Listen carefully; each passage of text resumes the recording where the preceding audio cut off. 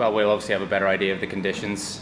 Just had a look at the pitch. It looks quite similar, but again, we'll have to think on our feet and make sure it's similar or same as what we saw in the first test. But yeah, no doubt that we will want and expect to put in a better performance than we did in the first test. Yeah, we've one confirmed change. Mark Adair's out and Graham Hume's in, and you'll have to wait till the toss to see if we've got any more. No, it's not. We don't expect it to be. We don't expect it to be a major concern, but it's not a risk we would be willing to take this week. Yeah, look, I do think it's incredibly hot. It was. I think that the pitch did change sort of quite significantly from about just after lunchtime on day two. Sorry. I think even you saw that our spinners began to spin it significantly more after lunch on day two, and unfortunately they had already got quite a few runs by then.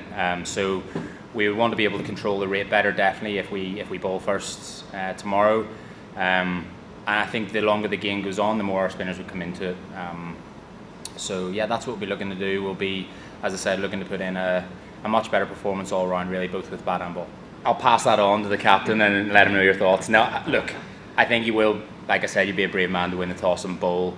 There is a chance with the cloud cover that we've had in the last couple of days and the rain that there might be something in it up front and the batters will have to work hard.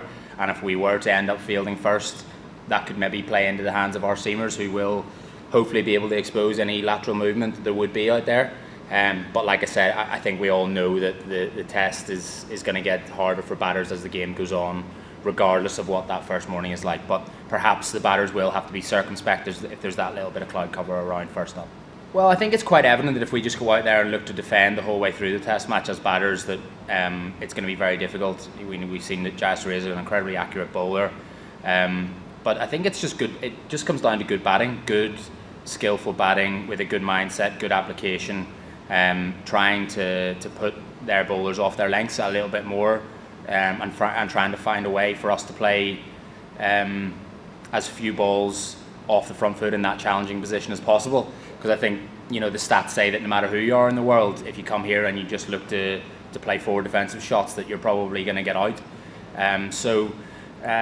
That's not to say that we aren't going to have a good rock solid defence when it's needed, and that's just down to the skill of the batters. There's been some good conversations all the three skill sets, batting, fast bowling and spin bowling, and we'll be looking to put that into practice over the next 5 days. Yeah, we maybe felt that we were a fraction short with the new ball on day one. We saw that whenever we did get it up there, Camphor and Adair, there were quite a few play and misses. On another day we might have got those nicks, and the more times you can put the ball in those sort of areas, then the better. Saying that, that's maybe a little bit harsh on the seamers. I actually thought they did a pretty good job on day one. And yeah, I guess more of the same, just maybe a foot fuller would be nice, but I guess coaches are always looking for excellence. Well, we all know he's a fantastic player. He's got a lot of red ball experience, probably the most experience, maybe apart from Graham Hume, actually probably the most experience in our 11. So we'll be looking to him to go out there and do the business for us. But saying that, he's just another batter. He can get a good ball just like any of them can. But we'll be back in that his skill level is certainly right up there, and hopefully we'll be looking for him to do the job. It's a very good question. I think it's definitely something we've spoke about. We have to marry it up with, yourself, if a batter goes out there and plays a rash shot, the first thing will be, well, it's test match cricket. Why, you don't need to play that, you've got 5 days to bat. So we have to marry that up with what we've been brought up on in terms of our white ball diet, and certainly what we've played for the last 4 years in our domestic structure. What we've asked the guys to do really is put a lot of responsibility on them and see how they want to go out to play when they're out there. And it's about batting for a long period of time. It's not about blocking it. It's about whatever you feel you need to do to bat for that length of time and score the amount of runs.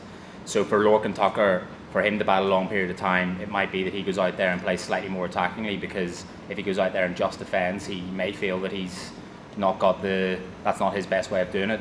So he needs to go out and play his sweeps, use his feet to the seamers. I thought he was excellent in that last test. Whenever there was one over from their left arm seamer, where he went back forward to one and then went right back to the next, and then went forward back again. Just not exactly how he would go about it in one day cricket, apart from the final shot, because he had the intent to play attacking, but if it wasn't there, he defended. So I think it's just it's about the skill level of, yes, showing the intent whenever you're out there, but actually you have to still mix that up and respect the bowling, and if a defensive shot's needed, you have to make sure that your defence is high class as well. Yeah, I think that's probably fair. I think it's people are going to get out in Test match cricket. They're going to get out in one-day cricket. There's no shame in getting out. If you go out with a fear of getting out, you're never going to score any runs. So we have to, like I say, find that balance of, if we use our feet to Jayasuriya, yes, we might run past one, but it might force him to drag his length back. So we've got 20 wickets to play with. If we lose 2 wickets to attacking shots, forcing him to do something different, or forcing the right arm seamer to come around the wicket and bowl bumpers at us, I think we have to be okay with that, as long as it's got a long-term view of what does that ball do for 5 balls later, or 10 balls later, or 10 overs later. So it's not just about playing that one ball, it's about setting the game up for longer and longer and longer. And if that for some guys is playing slightly more attackingly than the perceived norm in Test match cricket, we're okay with that. Absolutely. Personally, I absolutely love red ball cricket. It was something I loved playing whenever I was over in England, and I see the value in it making you a better cricketer all round, a more rounded player, and that goes right through from one-day cricket to T20 cricket as well. So it's not a case of, if we play more Test cricket or we play more 4-day cricket, our one-day cricket has to suffer.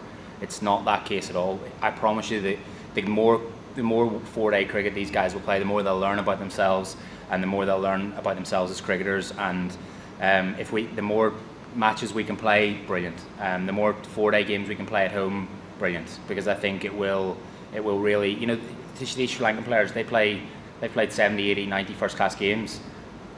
Ben White's played 2 or 3, whatever it is. So it's for us to be competing with them. Okay, we didn't compete particularly well in the last Test match, but for us to go out there and to be in the same pitch as them, it's actually it's a great story, because we don't play red ball cricket at home. It's not something we're brought up on, but the way those guys are going about it in the dressing room, nothing but admiration for them in the way they're going about it. The attitude they showed after tea time on day 1, whenever Sri Lanka were 300 for 2, and we said they'll be in those change rooms now and they'll be saying, all we have to do is grind Ireland into the dirt here. How are we ever meant to know what it means to come back from 300 for 2 in a red ball game? They've never been in that position before.